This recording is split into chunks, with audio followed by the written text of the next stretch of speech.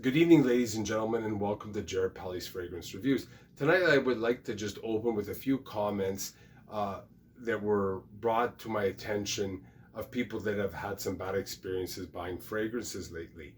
And all I can say to this is that when you buy online, there is inherently more of a risk than if you buy from a department store, because at the department store, you can usually uh, sample the tester, but also that at a department store or discounter, when you're there, they can be using an older tester bottle from a previous formulation, and that has happened to me several times where the tester does not smell like what I'm buying because the tester is 3 years old. Also, there is the chance of possibly getting a fake, and that is something that nothing can prevent you from nothing. You can't do anything to prevent that from happening. And if and one YouTuber that does reviews, recently I saw a video where he was burned on buying something online. I think it was off eBay, and he was very disappointed. So I think the most important thing is who are you dealing with and what is their refund policy. I mean, I bought a Tom Ford Oud Wood that was lasted a half hour on my skin, and I got my money back from Sephora. I've purchased $30 fragrances from a drugstore, and they won't give you my money back. So you have to know the policy. That's the best way. The refund policy is the best way to protect yourself. And where I live in Canada, it's very hard to get samples for niche fragrances. So I have several friends that will only buy niche directly from Creed, directly from Amouage, because they do not believe that if you buy from online or from a second hand or a discounter, that it's going to be legitimate. And I understand that to a certain extent.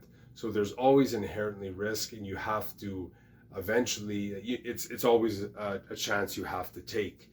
And I've been burned, and I know that a lot of the companies, they change the formulations, and that's maybe the biggest problem. But I remember one time I had a Versace Mano Fresh, it was called.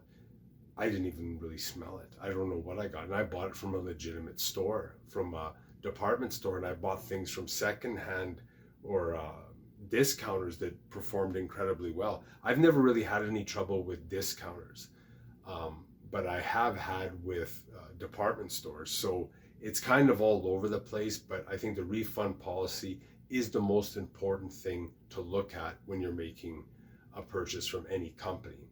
So for tonight, the review we're going to be doing is from the house of Jivago. This is called 24K for Men. This is a 1995 release, and this is, in my opinion, a positively devastating fragrance in a positive way. It's ultra potent, not only in projection, but in actual smell. This is a super concentration. It is one of the most concentrated fragrances I have ever put my nose on. In fact, Jivago on their website warns not to spray it directly on your skin, but to spray it up in the air and walk into the mist. So that's how powerful it is. And I haven't smelled this fragrance in a while, so I revisited. And at the time I smelled it, I thought Ombre Nomad by Louis Vuitton was the most powerful. And it still may be, but in terms of the actual scent, the wickedness of the scent, this may be, for me, the most powerful scent I have ever smelled.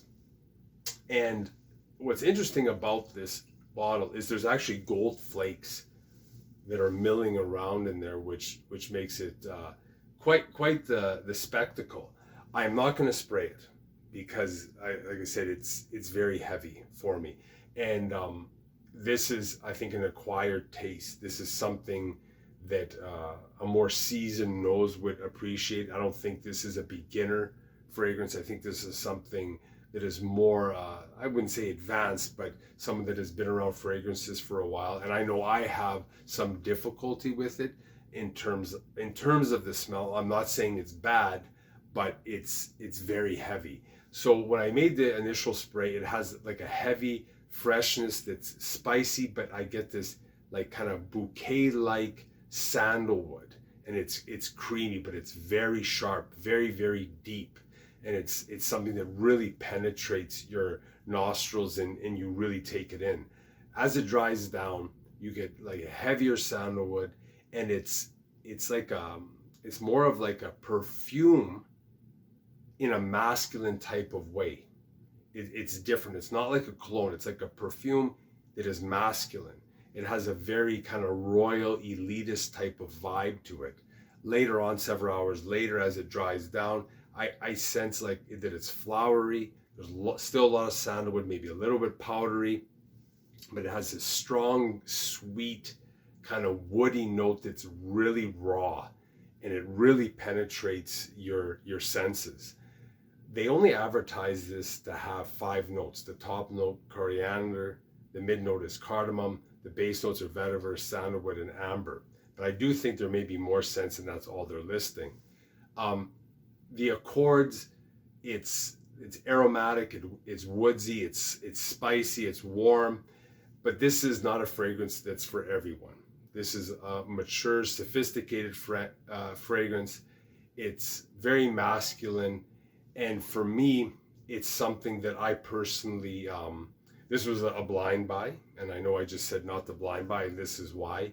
I'm not saying this was a mistake to buy this one, but it's definitely one that if someone was interested, I would trade with them or sell to them, because I don't think I will necessarily ever wear it, because it's just not my type of scent, to the point where I would find it almost impossible to wear. But it has awesome performance, longevity, projection, sillage, and I think if you smell this fragrance the first time, it may catch you off guard.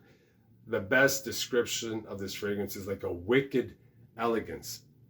So many people out there say they have a different vibe they get from this fragrance, that it's much softer, but whatever the notes are in this fragrance, they really penetrate me into the point where I find it quite overbearing to smell and to my senses. So again, this is something you should try before you buy it. I think it's getting harder to find, and there actually are several flankers of this fragrance. There's a 24 karat gold, there's a women's line, so there is a variety from the house of Jivago. Not too many fragrances, but there's a few.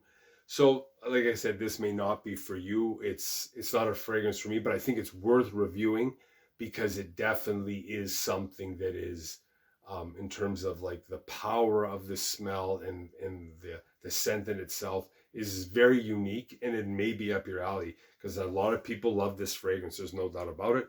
I'm just not one of them. So if you like this video, hit the like button, the subscribe button, the notification bell. If you have any thoughts or experiences with this fragrance, leave them down below, and I'll always get back to you. Thanks for watching. Bye for now.